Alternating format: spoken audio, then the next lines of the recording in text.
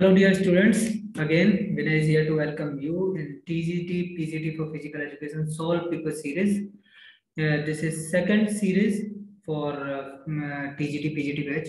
ठीक है, तो सेकंड सीरीज को हम 3 पार्ट में खत्म करने वाले हैं और ऑलरेडी हमने पहली सीरीज का सारे पार्ट जो खत्म किए थे उसमें भी 10-10 क्वेश्चन हमने किए थे. इस सीरीज में हम 50-50 क्वेश्चंस कर रहे हैं. ठीक है, पहला पार्ट हमने खत्म किया है, ये दूसरा पार्ट है. चलिए, तो आज जो है हम क्वेश्चन नंबर 51 से लेके 100 तक के सारे क्वेश्चन जो है वो सॉल्व करेंगे. और अपना पेन पेपर कॉपी जो कुछ भी लेना है उसको लेके बैठ जाइए. आज काफी अच्छे क्वेश्चंस होने वाले हैं और आई होप दैट आपको बहुत सारा कुछ जो है वो कॉन्सेप्चुअल सीखने को मिलेगा आज के पेपर. ठीक है, चलिए ठीक है, तो फिर आज का आप शुरू करते हैं. ठीक, हाँ बहुत अच्छे, शाबाश. नहीं, आवाज मेरी तरफ से क्लियर है एकदम. चलिए चलिए, बहुत अच्छे, शाबाश. ठीक है, तो ये सीरीज 2 है. सीरीज 2 का पार्ट 2 आज हम कर रहे हैं. ठीक है, बहुत अच्छे. और इस सीरीज में कितने हैं? 150 क्वेश्चन है टोटल. 50 हमने ऑलरेडी कवर करी है. तो चलिए ठीक है, पहले क्वेश्चन से अब शुरू करेंगे हम. The very first question is the system which provide the immediate energy during exercise is called. वह सिस्टम एनर्जी का कौन सा है जिससे कि हमें इंस्टेंट एनर्जी जो है वो प्रोवाइड होती है अगर हम एक्सरसाइज करते हैं. फॉर एग्जांपल, अगर हम एक स्टेप भी आगे बढ़ाते हैं तो एकदम इंस्टेंटेनियस एनर्जी की जो जरूरत होती है स्टेप लेने के लिए, तो कौन सा एनर्जी सिस्टम जो है उस समय पे वर्क करता है. ठीक है, तो इनमें ऑप्शंस हैं आपके: ATP PC system, BMR system, ठीक है, बोथ और नन ऑफ दीज. तो बीएमआर क्या होता है? बेसल मेटाबॉलिक रेट होता है. तो ये एनर्जी सिस्टम है नहीं, तो बी जो है वो आंसर आपका होगा नहीं. बोथ इनमें से हो नहीं सकता. और पहला सिस्टम क्या है? ATP PC system. तो इसका आंसर क्या होगा? वो एटीपी पीसी सिस्टम होगा. अब आंसर इसका एटीपी पीसी सिस्टम क्यों होगा उसको आप समझ लीजिए. तो एटीपी पीसी सिस्टम को हम फॉस्फोजीन सिस्टम भी कहते हैं. अगर कहीं फॉस्फोजीन सिस्टम आपको आ जाता है लिखा हुआ, तो आप समझ लीजिए कि वो आपसे एटीपी पीसी सिस्टम की ही बात कर रहा है. ठीक है, थोड़ा सा और इसको देख लेते हैं. तो क्रेटाइन फॉस्फेट सीपी, इसमें होता क्या है? इसमें दो चीज होती है, एटीपी और पीसी. एटीपी को बोलते हैं हम एडेनोसिन ट्राइफॉस्फेट और सीपी को बोलते हैं क्रेटाइन फॉस्फेट. अब ये होता क्या है? ये दोनों एक तरह से कॉम्बिनेशन में वर्क करते हैं. जैसे ही एनर्जी लोड होती है और लोड होने के बाद हमारी मसल जो है वर्क करती है, वर्क करते ही एटीपी एडीपी में टूट जाता है और ढेर सारी एनर्जी जो है वो रिलीज होती है. वो एनर्जी क्या होती है? वो वर्क को करने में वेस्ट हो जाती है. ठीक, तो एटीपी किस में टूट जाता है? एडीपी में. अब एडीपी में ये फंक्शनल यूनिट नहीं होती है कि वो एडीपी अपने आप में टूट के कोई एनर्जी जो है वो रिलीज करे जिससे कि हमारी मसल वर्क करे. तो इस कंडीशन में हम क्या करेंगे? इस कंडीशन में हम वेट करते हैं कि कहीं से भी एक टी जो है वो और लग जाए, मतलब उसमें एक एटीपी और आ जाए. ठीक है, एक मॉलिक्यूल और आके जुड़ जाए जिससे कि हमारी जो एडीपी हो गया है, एडेनोसिन डाइफॉस्फेट हो गया है, वो फिर दोबारा से आके क्या हो जाए? एटीपी बन जाए, ताकि हमारी जो फंक्शनल यूनिट है फिर से हमें वापस मिल जाए. तो सीपी क्या करता है? सीपी इसको एडीपी को फिर दोबारा से एटीपी में कन्वर्ट कर देता है जिससे कि एनर्जी रिलीज होती है थ्रू कपलिंग रिक्वायरमेंट. ठीक है, तो ये क्या करता है? ये रीसिंथेसाइज करता है किसको? एडीपी को एटीपी में. ठीक है, the total muscular stores for both ATP and CP are very small. तो अरे वेरी स्मॉल, इनका स्टोर्स क्या होता है? बहुत कम होता है. ठीक है, तो अगर कहीं आपको क्वेश्चन में ये पूछता है कि फ्यूज ऑफ सेकंड, जैसे 8 से 10 सेकंड की कोई भी एक्टिविटी है, तो कौन सा एनर्जी सिस्टम जो है यूज होगा, तो आप वहां पे बेझिझक उसका आंसर मारिएगा एटीपी पीसी सिस्टम या एटीपी सीपी सिस्टम. ठीक है, ये कॉन्जुगेशन में कभी कभी दे देता है, तो आप इससे कंफ्यूज ना होइएगा. ठीक है, इसके बारे में और आगे आप देख लीजिए. ATP PC system is used to store the muscle into muscle called creatine phosphate to resynthesise ATP. ठीक है, जिसको हम पहले ही बात कर चुके हैं. चलिए ठीक है, एक छोटी सी लाइन और देख लीजिए. The PC is made up of molecules of the phosphate and the molecule of क्रेटाइन.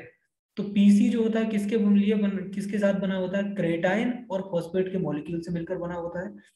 ठीक है, there is a enough PC in the muscle cell to continue the resynthesis of ATP for approximately 8 to 10 second of physical work. और इससे ज्यादा का जो physical work होगा वो क्या होगा, वो एरोबिक सिस्टम में चला जाएगा। अच्छा, दूसरी चीज एक और आप यहाँ पे समझ लीजिए, एटीपी पीसी सिस्टम को एनारोबिक सिस्टम भी कहते हैं, ठीक है ना। तो 8 से 10 सेकंड से ज्यादा की एक्टिविटी, जहां पे मैंने पिछले जब पेपर कर रहे थे तो उसमें भी आपको बताया था, जहां पे एक्सटर्नल रेस्पिरेशन के थ्रू ऑक्सीजन आके यूज हो जाए बॉडी में, उसको बोलते हैं, क्या बोलते हैं उसको, उसको बोलते हैं anaerobic system, aerobic system sorry. और एरोबिक सिस्टम क्या होता है कि जो हमारे मसल्स ग्लाइकोजन में जो एटीपी के फॉर्म में, एटीपी और एटीपीसी सिस्टम के फॉर्म में ही जो एनर्जी इंस्टेंट रिलीज होती है 8 से 10 सेकंड में, ठीक है, तो उसको क्या बोलते हैं हम, anaerobic system, because we are not using the oxygen here, because there is no time to use the oxygen, ठीक। और इसी में लैक्टेट की फॉर्मेशन भी इसी सिस्टम में बहुत ज्यादा होती है, तो इस चीज को भी आप ध्यान में रखेंगे। तो अच्छा, इसका आंसर क्या हो जाएगा, इसका आंसर हो जाएगा एटीपी पीसी सिस्टम, मतलब आंसर ए जो है वो इसका करेक्ट आंसर हो जाएगा। Good, very nice. The form of energy used by cell is, तो अभी हमने किया है एडीपी क्या होती है, एडीपी जो है एडीपी सीपी के साथ रीसिंथेसाइज होके फिर दोबारा से क्या बनाती है, एटीपी बनाती है। ग्लूकोज जो है वो क्या है, आपकी कॉम्प्लेक्स फॉर्म है, और सिंपलेस्ट फॉर्म क्या होती है, एटीपी। तो इसका आंसर क्या हो जाएगा, एटीपी, ठीक है। चलिए नेक्स्ट क्वेश्चन देखते हैं। When the glucose is broken down in an environment where the oxygen supply is limited, ध्यान रखिएगा इसने क्या कहा है क्वेश्चन में, ऑक्सीजन की सप्लाई जो है वो क्या है, वो लिमिटेड है, ठीक। Then A3 carbon component known as accumulates in the muscles. A3 carbon component मतलब ऐसा कंपोनेंट जिसमें कार्बन कितने हो, 3 कार्बन, ठीक है। तो अगर आपने जो आपका ग्लूकोज है, ग्लूकोज का फॉर्मूला पढ़ा हो, ठीक है, और लैक्टेट का फॉर्मूला भी आपने पढ़ा हो, तो आप जो है इसका आंसर खुद मुझे लिख के बताएंगे कि लैक्टेट का फॉर्मूला क्या होता है, और ग्लाइकोजन या ग्लूकोज जो होता है उसका जो वो एम्पेरिकल फॉर्मूला क्या होता है, या केमिकल फॉर्मूला क्या होता है, ठीक है। तो ऐसी कंडीशन जिसमें ऑक्सीजन की सप्लाई पूर्णतः नहीं मिलती है, तब क्या फॉर्मेशन होता है, तो लैक्टेट फॉर्म होता है, ठीक है। तो इसका आंसर क्या हो जाएगा, बी आंसर इसका राइट आंसर हो जाएगा, ठीक है। when is the plenty of oxygen is available in the muscles, the condition is referred to being, अभी हमने बात की थी कुछ देर पहले ही, अगर प्लेंटी अमाउंट मतलब पर्याप्त मात्रा में, काफी ज्यादा मात्रा में ऑक्सीजन अवेलेबल है, तो फिर इस कंडीशन में जो ऑक्सीजन का सिस्टम होगा, या जो जिस सिस्टम को हम रेफर करेंगे उसको क्या बोलेंगे हम, एरोबिक सिस्टम। जहां ऑक्सीजन अवेलेबल नहीं होगी उसको क्या बोलेंगे, एनारोबिक सिस्टम। ऑक्सीजनेटेड मतलब जो ऑक्सीजन से लवरेज कोई चीज होती है उसको ऑक्सीजनेटेड बोलते हैं। जैसे फॉर एग्जांपल, अगर जो हमारा ब्लड हार्ट से निकल के आर्टरी के थ्रू जब हमारी बॉडी में जाता है तो वो ऑक्सीजनेटेड ब्लड होता है, because that blood is carrying plenty of oxygen to supply the blood cells, the cells available in the human body। और उसके अगर दूसरी तरफ हम बात करें तो जो वेन्स के थ्रू ब्लड वापस आ रहा होता है, दैट इज ऑक्सीजन डेफिशिएंसी, ठीक है। तो डीऑक्सीजनेटेड ब्लड उसमें होता है, ठीक है। वेंटिलेटेड का मतलब क्या होता है, मतलब एक तरह से कि सामंजस्य किसी चीज में बिठाना, जैसे कहीं गर्मी ज्यादा है तो आप किसी एक दो मीडियम है, एक गर्म मीडियम है, एक ठंडा मीडियम है, और उनके बीच में कोई समझ लीजिए एक खिड़की है, तो आप उस खिड़की को खोल दीजिए तो दोनों मीडियम से जिसमें हीट ज्यादा है वहां से हीट जो है वो कम मीडियम की तरफ ट्रांसफर होगी। इस प्रोसेस को हम क्या कह देंगे, एक तरह से वेंटिलेशन बोलेंगे, ठीक है। गुड, चलिए तो आंसर क्या हो जाएगा इसका, एरोबिक, बिल्कुल इजी सा आंसर था। चलिए अगला देखते हैं। During aerobic breakdown of molecule of glucose 6 oxygen molecules yield how many ATP. हाँ, ये एक अच्छा क्वेश्चन है, इसमें फैक्ट में अभी आप याद कर लीजिए इसको। जब हम एटीपी पीसी सिस्टम पढ़ेंगे तब मैं आपको फॉर्मूला भी दूंगा, क्योंकि अभी अगर फॉर्मूला करने लग जाएंगे तो बहुत सारा टाइम जो है लग जाएगा, और हमें 50 क्वेश्चंस भी कवर करने हैं। तो आप 30 से 32 मॉलिक्यूल्स जो है वो एटीपी के बनते हैं। अगर 6 ग्लूकोज के पूरा ग्लूकोज जो है वो टूटता है तो ये क्रेब्स साइकिल के थ्रू होगा, ठीक है। और उसमें हम आपको इन सारी चीजों को एक्सप्लेन करेंगे। यहाँ 6 ऑक्सीजन से आप कंफ्यूज मत होइएगा, क्योंकि ग्लूकोज में 6 ऑक्सीजन होते हैं, इसलिए यहाँ पे ऐसा इसने घुमा के कुछ आपसे पूछने की कोशिश करी। ठीक है, अगला क्वेश्चन देखते हैं, what is the major disadvantage of accumulating lactate in the muscles. Muscles में अगर लैक्टेट इकट्ठा हो जाता है तो उसका जो है वो डिसएडवांटेज जो है वो क्या है। तो डिसएडवांटेज देखते हैं, फटीग। फटीग किसकी वजह से होता है, चलिए इसका मैं बता देता हूं आपको। एक्चुअली ये जब हम टीजीटी और टीजीटी के लेवल पर अगर इस क्वेश्चन को हम सॉल्व करते हैं, ठीक है, तो इसका फटीग आंसर आप दे सकते हो। फटीग का क्या होता है कि मतलब एक ऐसी कंडीशन डेवलप हो जाए जहां आप मतलब अपने आप को असहज महसूस करें कि जैसे अब नहीं यार मेरे से नहीं हो रहा है ये सी, ठीक है। तो लैक्टेट की वजह से मसल डैमेज नहीं होती है, ठीक है। मसल डैमेज मोस्टली ओवरलोडिंग या ओवरपुल या मसल पुल की वजह से डैमेज होती है। नौसिया भी फटीग की वजह से नहीं आता, क्रैम्प वगैरह पड़ सकता है, ठीक है, वो भी वेरी लाइट, वेरी लाइट, ठीक है। तो मसल फटीग जो होता है वो बेसिकली लैक्टेट की वजह से नहीं होता है, एच पॉजिटिव आयंस की वजह से होता है, ठीक है। तो अगर आंसर में कहीं पे भी एच पॉजिटिव आयन दिया हुआ है तो आप आंसर वहां पे एच पॉजिटिव आयन लगाएंगे, ना कि फटीग। अब इस कंडीशन में ये जो ऑप्शंस हमें दिए हैं इसमें एच पॉजिटिव आयन हमें नहीं दिया है, तो अगर जब हमें एच पॉजिटिव आयन नहीं दिया गया होता है तो इस कंडीशन में हम क्या करेंगे, इसका फटीग आंसर जो है वो सही हो जाएगा, ठीक है। बहुत अच्छे, चलिए नेक्स्ट क्वेश्चन देखते हैं 57। The site of greatest energy production in the muscle cell is. ये तो बिल्कुल ओपन क्वेश्चन है, ठीक है, ये तो माइटोकॉन्ड्रिया बचपन से पढ़ते चले आ रहे हो कि सबसे ज्यादा ग्रेटेस्ट एनर्जी का प्रोडक्शन मसल सेल में किससे होता है, वो माइटोकॉन्ड्रिया से होता है, ठीक है। Athletes takes many creatine pills in order to, however it is of no demonstrable value। अब इसको आप समझिए, अगर कोई एथलीट है, ठीक है, वो बहुत ज्यादा क्या ले ले रहा है, क्रेटाइन पिल्स ले ले रहा है। और क्रेटाइन का काम क्या होता है, अभी आपने देखा था कि जो क्रेटाइन और फॉस्फेट मिलके क्या करते हैं हमारे, वो जो रीसिंथेसाइजेशन करते हैं, किसका किसका रीसिंथेसाइजेशन करते हैं, वो रीसिंथेसाइज करते हैं एडीपी को एटीपी में कन्वर्ट करने के लिए। तो ऐसे कंडीशन में क्या होगा, प्रोवाइड ग्लूकोज ग्लाइकोजन स्टोर्स, तो ग्लाइकोजन स्टोर्स में इसका यूज नहीं होता है। बिल्ड मसल बिल्ड में इसका नहीं होता है। एक्चुअली ये होगा क्या, ये एनर्जी प्रोवाइड कराता रहेगा और हमारी मसल क्या है, वर्क करती रहेगी। इस कंडीशन में क्या होगी कि पहले हमारी जो कार्बोहाइड्रेट जितना अवेलेबल रहेगा, कार्बोहाइड्रेट का यूज हो जाएगा, कार्बोहाइड्रेट के थ्रू हमें जो एनर्जी है वो प्रोवाइड होती रहेगी। और जब कार्बोहाइड्रेट खत्म हो जाएगा तो धीमे धीमे लॉन्ग ड्यूरेशन की एक्टिविटी होंगी तो हमारा फैट बर्निंग शुरू हो जाएगी, ठीक है। तो इसका आंसर क्या हो जाएगा, burn fat fast, right, good. Next question देखते हैं, the maximum volume of the oxygen consumed per unit of time during exercise is termed as. मतलब maximum volume of oxygen consumed, मतलब ज्यादा से ज्यादा ऑक्सीजन की वैल्यू पर यूनिट टाइम में अगर एक्सरसाइज में खत्म हो रही है तो उसको हम क्या बोलते हैं, वीडियोमिक्स, ठीक है। चलिए, which of the following activities required approximately 30% to 50% of V2O max, ठीक है।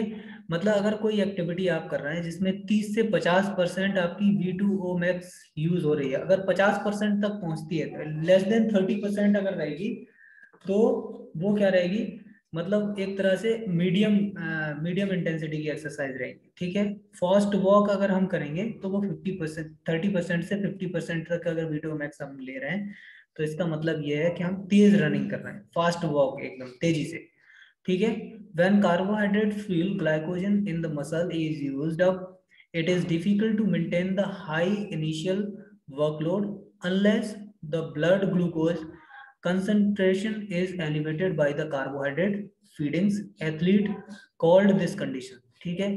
एथलीट मतलब जब कार्बोहाइड्रेट का जो फ्यूल होता है, अब हम ये सारे लोग तो ये जानते ही हैं फिजिकल एजुकेशन के कि जब हम कोई एक्टिविटी करते हैं तो सबसे पहले जो एनर्जी का प्रोडक्शन होता है वो किससे आता है, कार्बोहाइड्रेट से। अगर कार्बो इतनी ज्यादा एक्टिविटी अगर हम कर लें जिससे कि हमारी जो जो आपकी कार्बोहाइड्रेट है बॉडी में, वो कार्बोहाइड्रेट क्या हो जाए, एक तरह से खत्म हो जाए, ठीक है। तो फिर हमारी बॉडी क्या करती है, वो फैट से आपकी एनर्जी है वो लेना शुरू कर देती है, ठीक है। और अगर फैट भी खत्म हो जाता है तो धीमे धीमे धीमे धीमे फिर प्रोटीन से एनर्जी जो है वो जनरेट करना शुरू कर देती है। तो इस कंडीशन में क्या हो जाएगा इस कंडीशन में आप देखिए high workload unless the blood sugar का जो ग्लूकोज है वो concentrate elevate to the hydro carbohydrate feeding. तो एथलीट इस कंडीशन को हम क्या कहेंगे, हिटिंग द वॉल कंडीशन इसको बोलते हैं। ये एक टर्मिनोलॉजी है, इसको आप याद कर लीजिए। ठीक है, ये कब होगा कि मतलब इतनी कार्बोहाइड्रेट का जो फ्यूल है वो हमारा यूज हो जाए, ठीक है, डिफिकल्ट हो जाए हमें मेंटेन करने के लिए हाई इनिशियल वर्कलोड। ठीक है, तो इस कंडीशन को हम क्या बोलेंगे, हिटिंग द वॉल। ठीक है, very nice. Okay, for most male athletes desirable body fat level should range between, कितने तक होने चाहिए, 5% से 15%। ये किसकी बात हो रही है, ये जनरल कम्युनिटी की बात नहीं हो रही है, ये एथलीट्स की बात हो रही है। तो फैट लेवल जो है एथलीट्स में 15 से लेके 5% तक होना चाहिए। ठीक है, इससे ऊपर नहीं होना चाहिए। The pattern of repeated weight loss and, अच्छा ये जो बात हमने की थी लास्ट वाली, इस बात में एक आप ये भी ध्यान रखेंगे, ये एक जनरलाइज्ड है, ये पर्टिकुलर गेम के लिए नहीं बोल रहे हैं। ठीक है, ओके, बेहतरीन, बहुत अच्छे। चलिए नेक्स्ट क्वेश्चन अब देखते हैं। The pattern of repeated weight loss and weight gain for more than 5% of body weight by dehydration carries some risk of, मतलब pattern of repeated weight loss जो है, वेट लॉस और weight gain more than 5% of weight body weight अगर हो रहा है, तो इसमें क्या हो सकता है, आपकी किडनी की मल फंक्शनिंग हो सकती है, मतलब किडनी आपकी सही तरह से काम नहीं कर रही है। रिड्यूस्ड ब्लड वॉल्यूम भी आपका घट सकता है। इंक्रीज्ड बाई टेम्परेचर, ठीक है, ये किस किस की वजह से हो सकता है, ब्लड वॉल्यूम की कमी की वजह से हो सकता है, किडनी की मल फंक्शनिंग की वजह से, मल फंक्शनिंग मतलब सही तरह से किडनी आपकी काम नहीं कर रही है, और टेम्परेचर इंक्रीज होने की वजह से भी हो सकता है। ठीक है, तो किडनी मल फंक्शनिंग की वजह से क्या होगा, किडनी क्या करती है आपकी, ये फैट का सिंथेसाइजेशन करती है। ठीक है, तो फैट सिंथेसाइज नहीं होगा तो आपका वेट बढ़ जाएगा। रिड्यूस ब्लड वॉल्यूम, अगर ब्लड वॉल्यूम आपका कम हुआ है तो उसकी वजह से भी आपका वेट क्या होगा, वो कम हो जाएगा। Increase body temperature, body temperature बहुत ज्यादा आपका बढ़ गया तो इस केस में आपका बॉडी वेट जो है वो कम हो जाएगा। जैसे फॉर एग्जांपल अगर आप लेक्सेक्स की गोलियां ले लेते हैं, कभी कभी क्या होता है जब कंपटीशन हो रहा होता है, कंपटीशन के टाइम में हमें वेट लूज करना होता है, तो बहुत सारे डायरेटिक्स टाइप की जो टैबलेट्स वगैरह वो प्लेयर लेते हैं जिससे कि उनका वेट कम हो जाए। ठीक है, या फिर वो कुछ मतलब जैसे सोना बात हो गया, तो उसमें हम क्या करते हैं, हीट चैम्बर में अपनी बॉडी को लेके जाते हैं जहाँ फैट क्या होता है हमारा, फैट एक तरह से वो रिड्यूस होता है। ठीक है, जिसकी वजह से फैट रिड्यूस होता है, साथ में हमारा जो डिहाइड्रेट होती है हमारी बॉडी, जिसकी वजह से हमारा बॉडी वेट क्या होता है वो कम हो जाता है। ठीक है, तो इसके सारे आंसर जो है वो सही हो जाएंगे। अगला देखते हैं हम, the basic programme of physical activity should include all of the following except, मतलब जो हमारा बेसिक प्रोग्राम है फिजिकल एक्टिविटी का, वो उस प्रोग्राम में कौन सा ऐसा एक ऑप्शन है जो हम इंक्लूड नहीं करें, बाकी सबको इंक्लूड करें। ठीक है, क्या है, the warm up exercise to increase the blood flow and warm the muscles. ठीक है, चलिए इसको काट तो नहीं सकते, वैसे भी हम क्या करते हैं, बेसिक प्रोग्राम जो फिजिकल एक्टिविटी हम कराते हैं, वार्म अप एक्सरसाइज इसीलिए कराते हैं ताकि ब्लड फ्लो जो है वो बढ़ जाए सारी एरिया में, और वो एरिया जो है वो मसल जो है वो वार्म भी हो जाए, जिससे क्या हो जाएगा, जिससे हमारी रेंज ऑफ मोशन जो है वो बढ़ जाएगी और हमारे जो रिस्क ऑफ इंजरी है वो कम हो जाएगा। ठीक है, the workout increase the muscular strength, endurance and flexibility. अच्छा, इसको थोड़ा 50-50 रख सकते हैं। अगला हम देखते हैं, the workout that reaches V2O max, the cool down exercise to prevent injury and soreness. तो डी वाला आंसर भी सही है। अब इन दोनों आंसर्स में से देखते हैं। अब आप देखिए मुझे कि एक वर्कआउट जो इंक्रीज हम क्या करते हैं, मस्कुलर स्ट्रेंथ, एंडोरेंस भी और flexibility. Workout that reaches V2O max, सारे वर्कआउट V2O max पे जाएंगे ये गारंटेड नहीं है। देखिए फास्ट, जो हम फास्ट वॉक कर रहे थे उसमें V2O max कहाँ से जा रहा था, 30 से 50%। ठीक है, तो वो एक्टिविटी जिनमें 30% से कम V2O max है, ठीक है, तो वो एक पर्टिकुलर कैटेगरी की होंगी, स्लजिस टाइप की एक्टिविटी। ठीक है, और 30 to 50% जो है अगर V2O मैक्स है तो उसमें क्या होगी, फास्ट वॉक होगी, मोर देन 50 to 70% जाएंगे तो मीडियम टाइप की आपकी एक्सरसाइज होगी, जैसे मीडियम रनिंग, ठीक है। और उससे 70% से ज्यादा जाएंगे तो फास्ट एक्टिविटीज हो जाएंगी, ठीक। तो ये जो वर्कआउट होगा वो सारे वर्कआउट में ये जरूरी नहीं है कि V2O मैक्स तक हम पहुंचेंगे ही पहुंचेंगे और एक पर्टिकुलर लेवल को पहुंचेंगे, ठीक है। तो सबका अलग अलग होता है, तो इसमें बी आर सी आंसर जो है वो इसका करेक्ट हो जाएगा, क्योंकि ये गलत है, ठीक। बढ़िया, अगला आंसर देखते हैं। What percentage of one's general energy needs are fuelled by protein. मतलब ये देखिए, इसमें प्रोटीन्स की रेंज दी है कि जनरल एनर्जी जो है वो प्रोटीन से आती है कितना, लेस देन 5%। क्यों, ऐसा क्यों होता है? ये इसलिए होता है क्योंकि जो बेसिक रिक्वायरमेंट है बॉडी की फंक्शनिंग की, वो ज्यादातर रिक्वायरमेंट वो पूर्ति किससे होती है, हमारी कार्बोहाइड्रेट से। But in case of carbohydrate deficiency we use the fat. If the fat is not available, in that case we use protein. So this is very rare case when we use protein, but in general case we use carbohydrate or we use fat, ठीक है। Then so in this case the answer will be less than 5%. Good. In carbohydrate loading, the athletes should begin deplete 65% to 75% of their calories and carbohydrate how many days before the event। ये जो बिल्कुल एक open सा और सरल question है कि 65% से 75% जो है वो कैलोरीज कोई भी एथलीट जो है जब कार्बोहाइड्रेट लोडिंग की कंडीशन में होता है तो वो लगभग 7 दिन पहले से ही 65% से 75% चीजें जो है वो कार्बोहाइड्रेट वाली खाना शुरू कर देता है, जिससे कि वो अपने जो long duration activity like marathon running है तो उसमें अच्छे से अपनी एनर्जी लेवल को बरकरार रख पाए, ठीक है। चलिए अगला देखते हैं। The component of training program for health enhancement include. मतलब वो कौन से जो कंपोनेंट नीचे दिए गए हैं जो ट्रेनिंग प्रोग्राम हेल्थ एनहेंसमेंट के लिए इंक्लूड किए जाएंगे। एरोबिक फिजिकल एक्टिविटी, सही बात है, ये तो करना पड़ेगा हमें। इंक्रीज मसल स्ट्रेंथ और एंडोरेंस, ये भी बात सही है। फ्लेक्सिबिलिटी, बिल्कुल हम फ्लेक्सिबिलिटी डेवलप करेंगे तो इसमें क्या हो जाएगा, सारे के सारे आंसर वो सही हो जाएंगे, ठीक है। अगला देखते हैं। It is better to exercise before a meal, after a meal. खाना खाने से पहले एक्सरसाइज करें, खाना खाने के बाद एक्सरसाइज करें। At least 2 hour either side of the meal, when you will और कैन डू इट। अच्छा, इस क्वेश्चन को देखिए, थोड़ा सा अच्छा क्वेश्चन है ये। खाना खाने से पहले आप एक्सरसाइज करें, मतलब इसने टाइम डिफाइन नहीं किया हुआ कि कितना टाइम पहले खाना खाने से एक्सरसाइज करें। आफ्टर मील, इसमें कोई डिफाइन नहीं है कि आप 1 घंटे बाद कर रहे हो, 2 घंटे बाद कर रहे हो। आफ्टर मील मतलब खाने के तुरंत बाद कर ले रहे हो exercise. At least 2 hours either side of the meal. अब ये भी डिपेंड करता है कि आपने खाना जो है वो किस तरह का लिया हुआ है, ठीक है। सपोज दैट आपने बहुत कॉम्प्लेक्स फूड लिया हुआ है और आप 2 घंटे बाद ही एक्सरसाइज कर रहे हैं, डेफिनेट आपको वॉमिटिंग होगी, ठीक। व्हेन यू विल और कैन डू इट, मतलब आप अपने आप को विल, अपनी इच्छा के अनुसार कि जब आपको लगे कि आप एक्सरसाइज कर सकते हैं, ये ज्यादा अप्रोप्रिएट आंसर है इन सारे जो गिवन आपके आंसर्स हैं उनमें से, ठीक है। क्योंकि आप जो है you are the person who know much better your body than that of others, so you can decide that whether you are going to do the exercise or you are retaining back from it, right?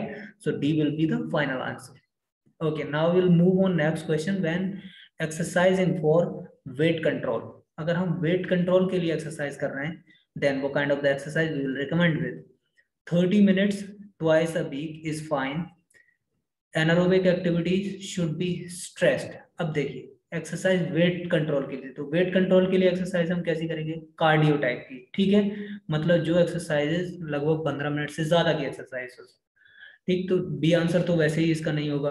Daily activity is recommended, चलिए ठीक है, daily activity तो ज्यादा अच्छी बात है। Exercise intensity should be high, intensity ठीक है, चलो इसको भी देखते हैं। 30 मिनट्स ट्वाइस से भी डेली एक्टिविटी जो है वो रिकमेंड है, ठीक है। 30 मिनट्स ट्वाइस अ वीक, ये तो बहुत कम हो जाएगा। Exercise intensity should be high, ये कंफर्म नहीं कर सकते क्योंकि इंटेंसिटी इस बात पे डिपेंड करती है कि आपका जो एक्सरसाइज का वॉल्यूम है वो वॉल्यूम कितना है, ठीक है।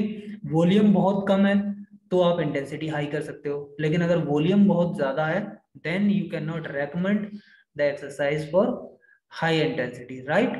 Good. So the final answer will be daily activity is recommended. अगर आप डेली कुछ ना कुछ एक्टिविटी करते हैं तो ये आपके लिए बहुत अच्छा हो जाएगा कि आप जो है वो वेट लॉस के मतलब वेट लॉस के मैनेजमेंट में बहुत अच्छी तरह से आपके लिए पॉजिटिवली ये एनहेंस करेगा। ठीक है, नेक्स्ट आंसर देखते हैं।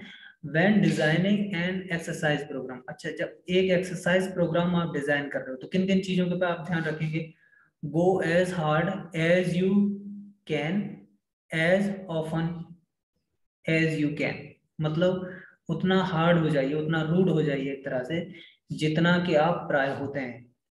Exercise before 3 hours on the weekend to make up for the week, मतलब exercise 3 hours on the weekend और make up for the week. Join a health club. आपको ये सारी चीजें ध्यान रखते ही साथ साथ क्वेश्चन भी याद रखना है। व्हेन डिजाइनिंग एक्सरसाइज प्रोग्राम, अगर आप एक्सरसाइज प्रोग्राम डिजाइन कर रहे हैं तो ज्वाइनिंग ए हेल्थ क्लब, मतलब ये हेल्थ क्लब ज्वाइन कर लीजिए। Set short and long term goals, ये बिल्कुल सही बात है कि अब ये देखिए बाकी जो जितनी भी चीजें हैं वो गलत नहीं है, लेकिन टू द पॉइंट अगर बात करी जाएगी तो हम क्या करेंगे, पहले हमें ये डिसाइड करना है कि हम किस तरह के एक्सरसाइज प्रोग्राम जो वो डिजाइन कर रहे हैं और what is our goal to achieve. क्योंकि if you are doing the exercise there is a purpose behind, whether you are going for the weight gain, whether you are going for the weight loss or gaining some various kind of power like strength, agility, flexibility, cardiovascular endurance, muscular endurance. So once you will clear set goal, long term or short term, you will be able to design the exercise on the behalf of their principles। ठीक है, तो इसका answer क्या हो जाएगा? इसका D answer सही हो जाएगा। ठीक है, अगला देखते हैं। REP इज, REP इसमें से क्या है? तो यह रेट ऑफ परसीव्ड एक्सर्शन। ठीक है, ये बिल्कुल ओपन और सेट सा आंसर है, इसमें सिर्फ शॉर्ट फॉर्म इसकी दी हुई है, वो आपने पूछ ली। ठीक है, अगला देखते हैं। The lose 1 pound in a week means, 1 pound वजन जो है वो एक वीक में कम हुआ है। Subtract 1000 calorie from calculate daily needs, calculate daily exercise, get at least 10 hours of sleep each night, both A and C। तो इसमें क्या करेंगे हम? Include daily exercise to lose 1 pound in a week. अगर 1 pound हमें एक week में loose करना है तो इस बात को क्या करेंगे हम, ये इसको प्राइमेसी पे रखेंगे कि हमें एक मतलब हम वेट लॉस की एक्सरसाइज कर रहे हैं। ठीक है, ये नहीं है कि हमने एक मतलब सिर्फ वेट लूज करने के लिए हम कैलोरीज को कम करते हैं, ऐसा नहीं है। वेट लूज करने के लिए हम खाना खाना छोड़ देते हैं। सिर्फ खाना खाने, ऐसा नहीं है कि अगर आप खाना खाना छोड़ देंगे तो आपका वेट जो है वो लॉस हो जाएगा। ये बहुत ही मिसकंसेप्शन है। कुछ लोग क्या करते हैं, वो खाना खाना छोड़ देते हैं। ठीक है, या फिर मतलब 10 घंटे आप सोओगे ईच नाइट तो आपका, ऐसा नहीं है। ज्यादा सोने या ज्यादा मतलब ना सोने से बहुत ज्यादा इफेक्ट वेट लॉस पे नहीं पड़ता है या वेट गेन पे। ठीक है, ये इस बात पे डिपेंड करता है आप किस टाइप की एक्टिविटी डेली परफॉर्म कर रहे हैं, ना कि आप खा कितना रहे हैं। ठीक है, अगर आप इवन दैट आप ज्यादा भी खा रहे हैं तो हम क्या करेंगे, हम ज्यादा ऐसी एक्टिविटी डिजाइन करेंगे जिससे कि ज्यादा कैलोरी आपकी जितनी आपने खाई है उनसे ज्यादा आप बर्न करने लग जाए। ठीक, तो इसका आंसर टेक्निकली क्या राइट हो जाएगा? Include daily exercises. ठीक है, 72 एस्टिमेटेड एनर्जी रिक्वायर्ड, अच्छा इसकी फुल फॉर्म भी कभी कभी पूछ लेता है, EER। ठीक है, तो ये किस पे बेस्ड होता है? Age, height, weight, physical activity, सारे आंसर्स इसमें सही है। Estimated energy requirement is based on age, weight, height, physical activity। Okay, very nice। Next question, the recent research indicate which of the following appears to one of the most significant contributing factor development of obesity in children। मतलब जो बच्चे हैं उनमें obesity क्यों develop हो रही है, इसका रीजन क्या है? ब्रेकफास्ट में सीरियल्स खा रहे हैं वो, फास्ट फूड चिकन ब्रेड्स ज्यादा खा रहे हैं, हॉट डॉग्स खा रहे हैं, आइसक्रीम खा रहे हैं, नॉन डाइट सॉफ्ट ड्रिंक्स।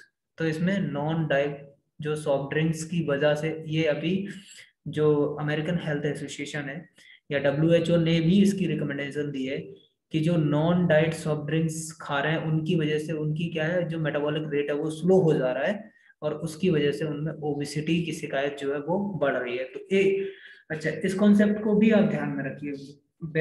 जो बेसर मेटाबॉलिक रेट होता है, अगर मेटाबॉलिक रेट आपका स्लो होगा तो आप में ओबेसिटी बढ़ेगी, अगर मेटाबॉलिक रेट जो है वो हाई है तो आप में ओबेसिटी के चांसेस नहीं है। दूसरी चीज, इसी क्वेश्चन से आप एक और परसेप्शन कर सकते हैं कि जो पतले लोग होते हैं उनका मेटाबॉलिक रेट होता है वो हाई होता है, और जो मोटे लोग होते हैं, the obese people, they have less metabolic rate. ठीक है, चलो moves on new next question. The success of Atkins diet appears to due to, मतलब जो एटकिंस डाइट है उसकी सक्सेस किस पे डिपेंड करती है? Increase fat intake, increase protein intake, decrease calorie intake और डिक्रीज विटामिन इंटेक। ठीक है, तो डिक्रीज कैलोरी इंटेक। मतलब बेसिकली अगर बात होगी तो आप इतना समझ लीजिए कि जब हम बेसिक अगर इंटेक की बात करेंगे तो उस इंटेक में हम किसकी बात करेंगे? हम कैलोरीज की बात करेंगे। कैलोरीज की बात क्यों करेंगे? क्योंकि चाहे हम कार्बोहाइड्रेट लें, चाहे हम फैट लें, चाहे हम विटामिन लें, सॉरी प्रोटीन लें, ठीक है, तो जितने भी एनर्जी प्रोवाइडिंग फूड्स हैं वो किस फॉर्म में हमें एनर्जी प्रोवाइड करते हैं? कैलोरी के फॉर्म में। तो कैलोरी इनटेक कम करने से डायरेक्ट रिलेशन किसका है? एटकिंस डाइट का। ठीक है, तो इसका आंसर आपका एटकिंस डाइट हो जाएगा। The amount of the energy yielded by the gram of carbohydrate fat protein. अच्छा, ये तो बिल्कुल इजी सब क्वेश्चन है कि कार्बोहाइड्रेट फैट और प्रोटीन से कितनी कितनी एनर्जी मिलती है, ये सब आप लोग। अच्छा, ये अप्रोक्सीमेट मैंने 494 लिखा हुआ है तो इससे आप कंफ्यूज नहीं होइएगा, ठीक है ना, क्योंकि जो 1 ग्राम कार्बोहाइड्रेट है उससे उससे कितने कैलोरी ऊर्जा मिलती है? दैट इज 4.2, ठीक है, कैलोरी। तो मैंने इसमें सिर्फ इसको राउंड ऑफ करके 4 लिखा हुआ है, राइट। और 1 ग्राम फैट से कितनी मिलती है? 9 कैलोरी, और प्रोटीन से 4 कैलोरी, राइट। तो इसका 494 आंसर जो है वो सही हो जाएगा। 494 मीन्स बी आंसर जो है वो सही हो जाएगा इसका। ठीक है, 77 क्वेश्चन देखते हैं। The following energy systems is are avail to provide energy very rapidly. अच्छा, सबसे पहला क्वेश्चन हमने किया था, शायद आपको उस क्वेश्चन को आप रिकॉल करिए कि वेरी रैपिड एनर्जी कौन सा सिस्टम प्रोवाइड करता है? वो सिस्टम था एनारोबिक सिस्टम। और एनारोबिक सिस्टम इसमें से कौन सा है? ATP PCR system. वहां से सीपी सिस्टम भी दिया हुआ था, तो यहाँ एटीपी पीसीआर सिस्टम हो जाएगा। और मैंने वहां भी आपको बोला था कि आप जो है इंटरचेंजेबली है इसको ऐसे करके, सीआर कहीं देता है फॉस्फोक्रेटाइन और क्रेटाइन फॉस्फेट, ठीक है, तो उससे आप कंफ्यूज ना होइएगा, ठीक है। Very nice. तो नेक्स्ट क्वेश्चन है 78। Okay, the amount of the heat needed to raise 1 gram of water to 1 degree. अच्छा, ये जो है एक तरह से डेफिनेशन है इसकी, ठीक है, आप इसको याद रखिए। तो इसको क्या बोलेंगे? एक कैलोरी को क्या बोलेंगे कि 1000 ग्राम आपके पास वाटर है, उसका टेम्परेचर 1 डिग्री सेंटीग्रेड बढ़ाने के लिए जितनी ऊर्जा की आवश्यकता होगी वो क्या कहलाएगी? एक केसीएल, ठीक है। तो 1 केसीएल की डेफिनेशन है एक तरह से ये, ठीक है। The factor that may affect our double E include. Factors, वो कौन कौन से फैक्टर हैं जो REE को इंक्लूड करते हैं? Body composition, climatic conditions, prior exercise, both A and B, और ऑल ऑफ दैट, ठीक है। Body composition, climatic condition, prior exercise, ये सारी की सारी क्या है? वो REE को अफेक्ट करती हैं। The power house of cell where the ATP production takes place in the is the. तो ये तो जनरल आंसर है, इसका क्या एक्सप्लेनेशन दूं मैं? माइटोकॉन्ड्रिया इसका, ठीक है। मेटाबॉलिज्म इंक्लूड्स, मेटाबॉलिज्म किस चीज को इंक्लूड करता है? The transformation of food to energy, formation of hormone and enzymes, growth of bones and muscles, destruction of body tissues, ठीक है, ऑल ऑफ द अबव इसका आंसर हो जाएगा। ओपन एंड शॉर्ट क्वेश्चन है।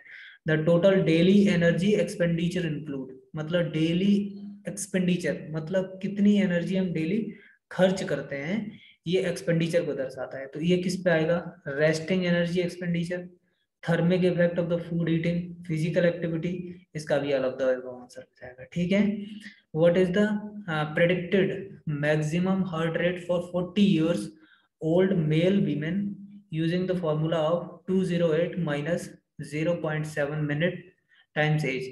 तो आप इसमें सीधे सीधे मैथमेटिकल कैलकुलेशन है, इसमें तो सब कुछ आंसर दिया हुआ है। आप देखिए 208 माइनस दिया हुआ है 0.7 टाइम्स ऑफ एज, तो अब 0.7 टाइम्स ऑफ एज आप करेंगे तो 0.7 मल्टीप्लाइड बाई 40, तो कितना हो जाएगा, 7 चौका 28, 28, तो 208 माइनस 28, आंसर कितना हो गया 180। ठीक है, वेरी नाइस। नेक्स्ट क्वेश्चन देखते हैं, the thermic effect of exercise, TEE, इसकी फुल फॉर्म भी आप याद कर लीजिए, can range from 0 to sedentary peoples may be large part of the total energy expenditure, is high construction workers, all of the above।